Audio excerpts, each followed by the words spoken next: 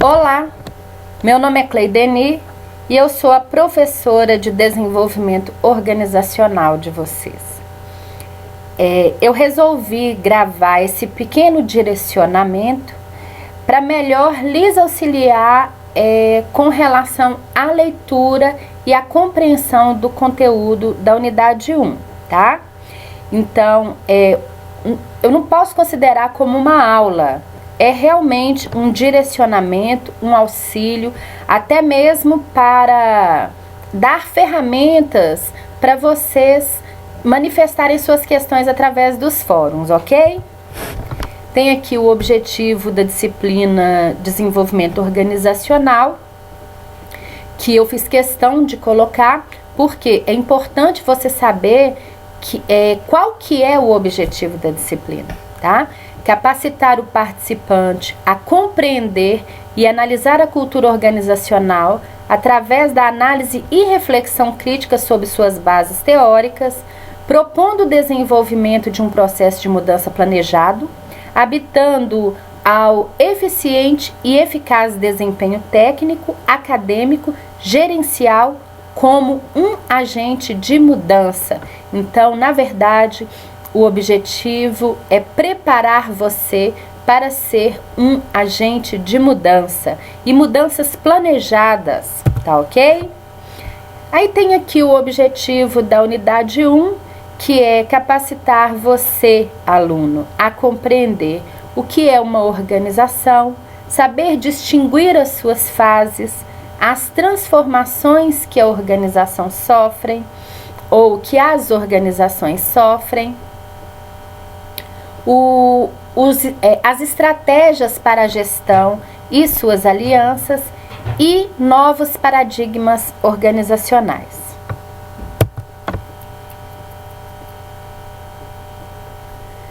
Então, eu vou apresentar para vocês alguns conceitos de organização, tá?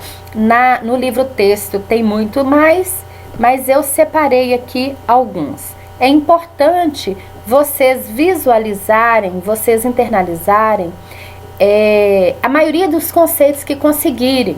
Por quê? Porque isso é aprender. Cada autor fala de uma forma, cada autor tem uma compreensão e todas elas formam um grande conceito, tá bom? A organização é a forma como se organiza um sistema.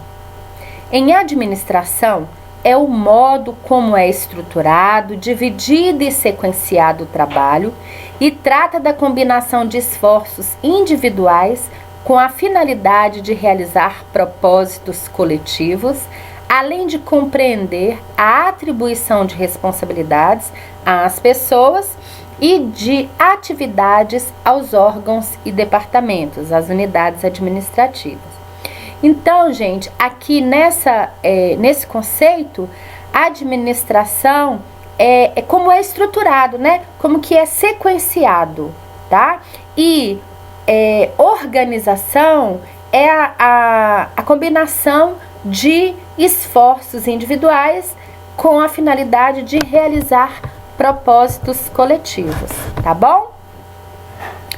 Uma organização é formada pela soma de pessoas, máquinas, equipamentos, recursos financeiros, humanos, tecnológicos, intelectuais e todos os demais outros que se encontram dentro de uma firma, dentro de uma empresa, tudo bem?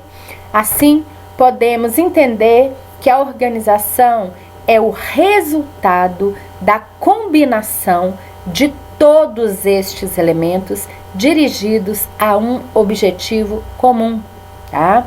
Se eu tiver um amontoado de pessoas, eu não posso dizer que eu tenho uma organização. Eu tenho que ter um conjunto de pessoas, uma equipe, um time que esteja lutando, trabalhando para atingir um objetivo comum e utilizando os recursos tecnológicos, os recursos financeiros, os maquinários, equipamentos para atingir tal objetivo, tá bom? Segundo Montana, Organizar é o processo de reunir recursos físicos e humanos essenciais à consecução dos objetivos de uma empresa. Foi exatamente o que nós falamos, tá bom? O ambiente geral que envolve as organizações é mutável e dinâmico, exigindo delas uma elevada capacidade de adaptação como condição básica de sobrevivência. Uma organização, gente, ela não pode ser estática, tá? Ela não pode não evoluir, não sofrer mudanças, não se adaptar às mudanças externas e até mesmo às mudanças internas, porque nós temos que evoluir, tá? Se a organização para de evoluir, se ela fica estática, ela está literalmente fadada à falência, tá? O processo de transformação organizacional começa com o surgimento de forças que criam a necessidade de mudanças em algumas partes da organização. Essas forças podem ser exógenas ou endógenas. Então, prestem atenção, isso é muito importante. As transformações surgem por causa das forças das mudanças exógenas e endógenas. Ou, né? Não precisa de ser as duas, pode ser ou uma ou outra, ou até mesmo as duas. As forças exógenas provêm do ambiente externo, como novas tecnologias, mudanças em valores da sociedade, novas oportunidades ou limitações do ambiente, tanto econômica, política, legal, social. Essas forças externas criam a necessidade de mudança organizacional interna. Eu tenho um exemplo aqui que é clássico, né? É literalmente clássico. Quando o Collor assumiu a presidência, ele instituiu um plano que, resumindo, ele confiscou o dinheiro da população. Então, se não me engano, cada um poderia ter R$100 ou R$50, eu não me lembro. Isso causou um estrago, literalmente um estrago, principalmente por causa dos pequenos empresários, porque eles juntaram aquele dinheiro, eles tinham aquele capital de giro e pararam de ter. Na verdade, o dinheiro sumiu. Então, as empresas que conseguiram se adaptar, elas conseguiram sobreviver. As que não conseguiram se adaptar, faliram literalmente. Já as forças endógenas criam necessidades de mudança estrutural e comportamental, provém do próprio interior da organização, em virtude da interação de seus participantes e das tensões provocadas por diferentes objetivos e interesses. É certo que a cultura organizacional da empresa, ela é descrita, ela é inicialmente fundada ou criada pelo seu fundador, né? Então ela vamos colocar entre aspas, a personalidade do seu fundador. Contudo, na medida em que funcionários são contratados, essas culturas vão se modificando, porque cada um tem uma, e vai adaptando a cultura maior, tá? Então, essas diferentes culturas, esses diferentes objetivos, os diferentes interesses, eles provocam, né, mudanças e são chamadas de forças endógenas, tá bom? A importância da mudança. Mudar, gente, nunca é fácil. Nunca é fácil mudar. Às vezes a gente até quer mudar, mas a gente para pensar na bagunça que vai acontecer. E isso é em todos os sentidos, né, não é mesmo? Até mesmo assim, quando você vai mudar de residência. Você fala assim, não, tô indo para uma casa melhor, não, que delícia, tô indo para um apartamento melhor, joia. No entanto, quando você para pensar a bagunça que vai ser, você fica desanimado. Mas a mudança é importante, tá?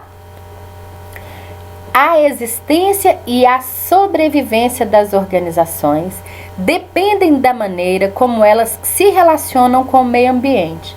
Por isso, sua estruturação e dinamização devem ser em função das condições e circunstâncias que caracterizam o meio em que estão inseridas. A eficiência da organização relaciona-se com sua capacidade de adaptar-se, de manter sua estrutura e tornar-se independente da função particular que preenche. Na busca de alcançar um certo nível de desenvolvimento, a organização pode utilizar diferentes estratégias de mudança. Antes de falar sobre as estratégias, eu vou citar um exemplo aqui atual, né?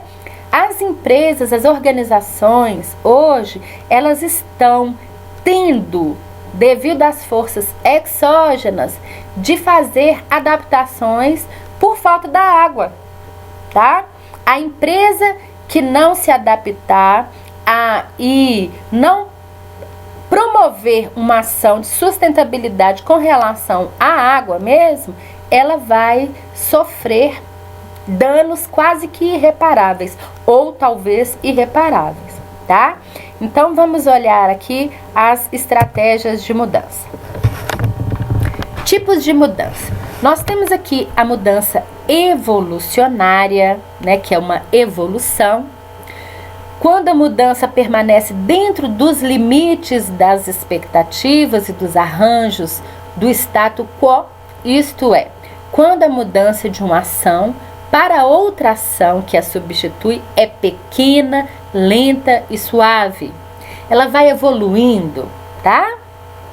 A mudança revolucionária, quando a mudança de uma ação para a ação que a substitui contradiz ou destrói os arranjos pré-estabelecidos, mostrando-se rápida, intensa e brutal. E temos também o desenvolvimento sistemático. Os responsáveis pelas mudanças delineiam modelos explícitos do que a organização deveria ser em comparação com o que é, enquanto aqueles cujas ações serão afetadas pelo desenvolvimento sistemático estudam, avaliam e criticam o modelo de mudança para recomendar alterações nele, baseados em seu próprio discernimento e compreensão. Assim, as mudanças resultantes traduzem-se por apoio e não por resistências ou ressentimentos. Essa daqui é linda. Na verdade, cada uma tem a sua função, né, gente? Então, vou explicar isso aqui. Aquelas pessoas que ficaram responsáveis por planejar, por fazer modelos das mudanças, fazem, e aquelas outras que vão sofrer a mudança, estuda e avalia para ver se aquele planejamento foi legal, faz as adaptações e põe em prática. Então, aqui o autor diz que não existe resistência ou ressentimentos quando é esse desenvolvimento sistemático, ok? E quais são as fases da organização? Essa parte aqui também é importante, né, gente? Nós temos aqui a fase pioneira, que é a fase inicial da organização, executada pelos seus fundadores ou empresários. Nesse momento, a capacidade da empresa para realizar inovações é bastante elevada, pois apresenta poucos procedimentos estabelecidos e, por isso, leveza e agilidade. É a fase, literalmente, de iniciação, né? Por isso o nome fase pioneira. Temos depois disso a fase da expansão, caracterizada pelo crescimento e expansão das atividades organizacionais, intensificando suas operações e aumentando o número de participantes. A preocupação básica é o nivelamento entre produção da organização e as necessidades ambientais e o aproveitamento das oportunidades que surgem. Aqui é não perder oportunidades mesmo, tá? Fase de regulamentação. Com o crescimento, pois eu não perdi oportunidades nenhuma na expansão, então eu cresci, né? Então, com o crescimento das atividades, a organização se vê obrigada a estabelecer normas de coordenação entre os diversos departamentos e setores, bem como definir rotinas e processos de trabalho. Aqui a gente começa, gente, a definir as normas, né? Aqui a gente começa a coordenar, a definir processos, tá? Na fase da burocratização, nós temos o desenvolvimento e, de acordo com a sua dimensão, de acordo com o desenvolvimento, o tamanho do desenvolvimento, a organização passa a necessitar de uma verdadeira rede de regulamentação burocrática, pré-estabelecendo todo o comportamento organizacional dentro de padrões rígidos e de um sistema de regras e procedimentos para lidar com todas as contingências possíveis relacionadas com as atividades do trabalho. Então, aqui na fase da burocratização, nós criamos os POPs, né? Os procedimentos operacionais padrões.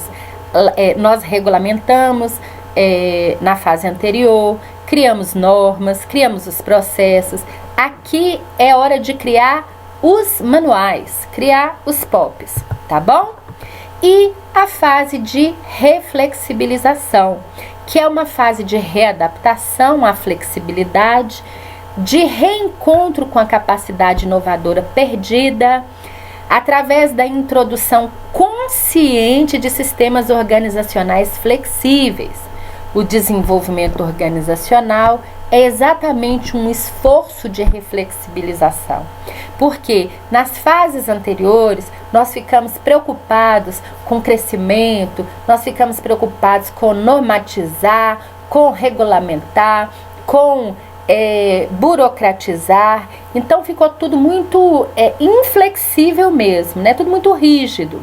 Então, depois que eu construo tudo, eu começo com a reflexibilização. Por quê? Porque é hora de eu repensar, porque senão eu vou ficar estática. E como nós dizemos, como foi falado no começo, se uma empresa fica estática, ela está fadada ao fracasso. Aqui então você vai inovar novamente, vai renovar, vai introduzir conscientemente sistemas flexíveis.